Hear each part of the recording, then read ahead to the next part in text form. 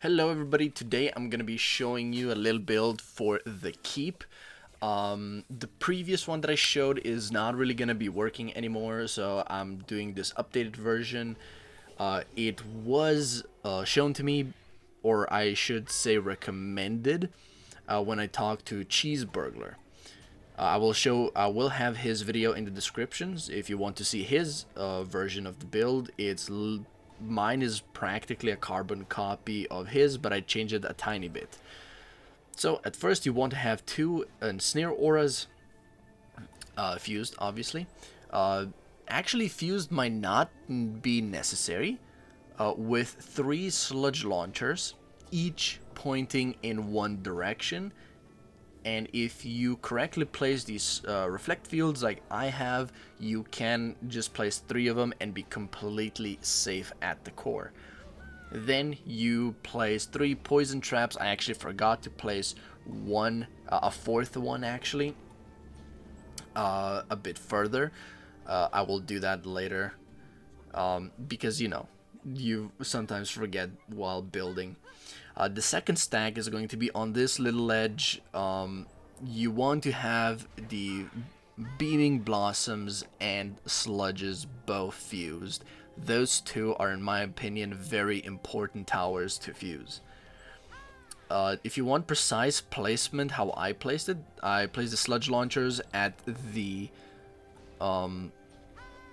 wall. I usually just watch the left side of the range, of the defenses range, is where I place them if you want precise.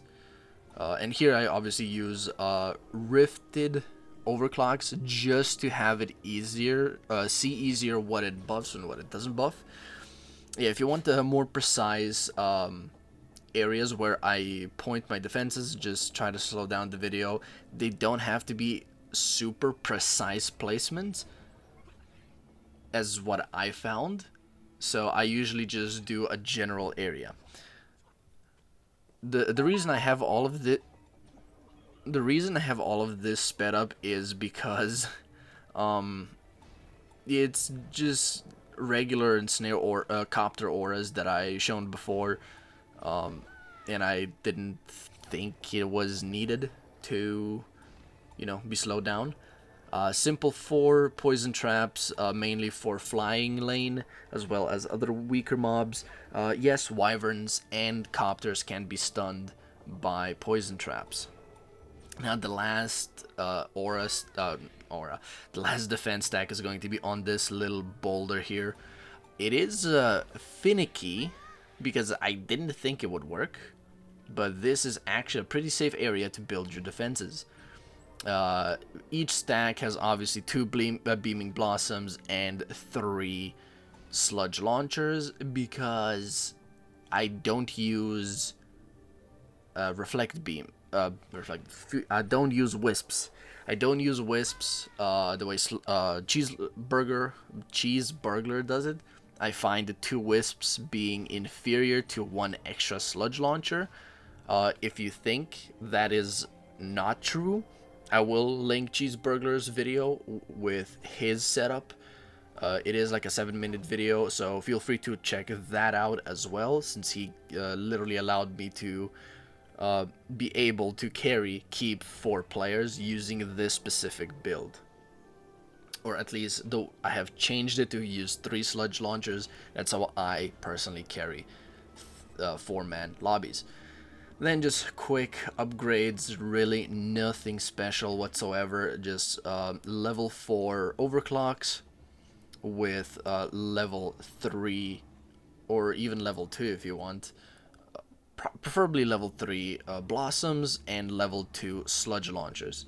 Here is when I realized that I have too much DU left, so here's where I remember that I forgot the poison trap, and the last 4 is whatever.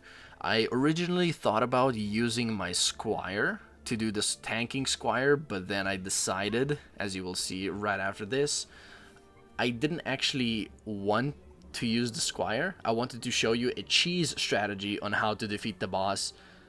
So I just ultimately decided to sell the fused healing aura, which you can use if you do the squire strategy to beat the boss.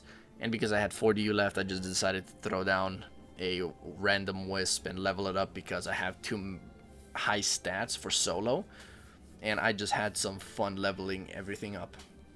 But if you want to precisely level everything up, you want level 4 overclock beams, level 2 or level 3 sludge launchers with level 2 or level 3 blossoms. Now, as you can see, you can just AFK, let all of the what are they called again? Portals stay open. Here it gets a little close. Was contemplating maybe I need more levels on the specific sludge launcher that shoots down. So that is the first one I personally upgraded to maximum because I completely forgot that is a possibility as I didn't play the game for a while. Some quick upgrades. Usually each round or each wave I upgrade each sludge launcher once, getting it up to level 5 at the boss wave, or even max level 6 at boss wave, if I feel like doing 4-man carries. The sludge launchers is what carries you a lot.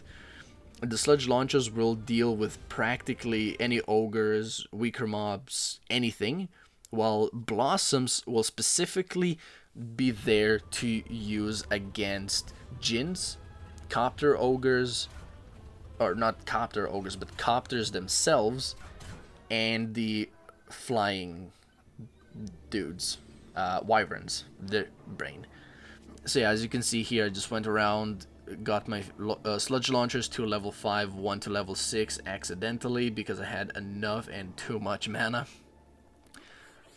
Did the same here, level 5 sludge launch, well, level 4 sludge launchers because you don't need these side lanes to be all that strong, and level 5 on the west side just because that does usually have some problems. Then I saw that I had way too much DU, and if you will do the same, feel free to leave sludge launchers at level 5 or level 6 if you want, and get the beaming blossoms up to level 5 as well. With the boss fight coming up, I have decided to do a quick jump around, getting some more DU, upgrading some more stuff, destroying the portals, because new portals will not open.